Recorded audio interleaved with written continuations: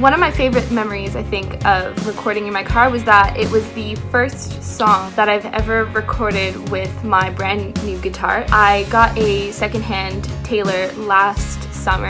Up until that point, I always kind of used Hayden's acoustic guitars to record. This is really exciting because I got to use my own, because it was an actually good guitar, which is really exciting, and I was actually really happy about that. It was my turn to do the bass, and at this point in the day, it was about 9 o'clock at night. It was super exhausting because we'd been there since the morning, and I didn't really want to perform to do a take, and I kind of wanted to just say, let's just do it the next day.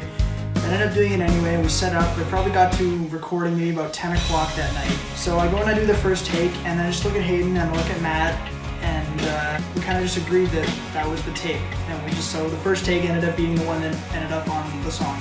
Well, when we were recording in my car back in August, I originally thought it was just going to be a demo that we would use for publicity throughout the year, but once we started, it really picked up. The moment I realized that this wasn't going to be a demo was we were sitting down in his control booth, and I'm like, Matt, I want this choppy guitar before the first chorus. He goes, And he's like, oh, I've got the thing right away for it. And he took one of my guitar tracks and he just threw some magical plugin on it, and right away it was the sound that I had in my head, and it's right before the first chorus, you can hear it. And from then I knew, well, yeah, okay, well, we've got to take this full on. There are times where I make mistakes, but those little mistakes, they happen, right?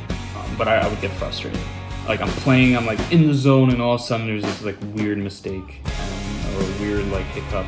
You don't really have to do a whole take. You can always punch into the parts that need to be fixed, or just like, oh, that section was great, let's just punch into like say the pre-chorus or whatever. It's fluent if you play the whole song, but it's also good to take breaks and play the sections that need to be worked on. It was just such a good time. I remember a lot of kind of waiting around though.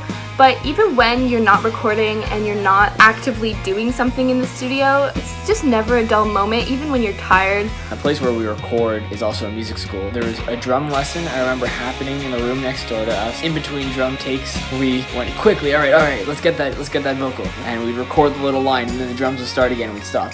Then we'd record, and the drums would start and we'd stop.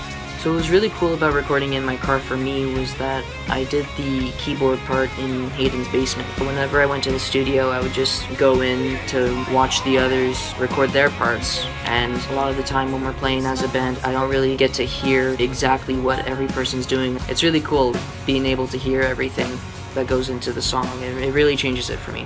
Long sessions were honestly worth it. We were there until probably 12 a.m. so I was in another room doing something else. But we were all there, we were having fun. It's a part of the recording experience. I had a great time recording it. I hope that you have a great time listening to it. I know I will.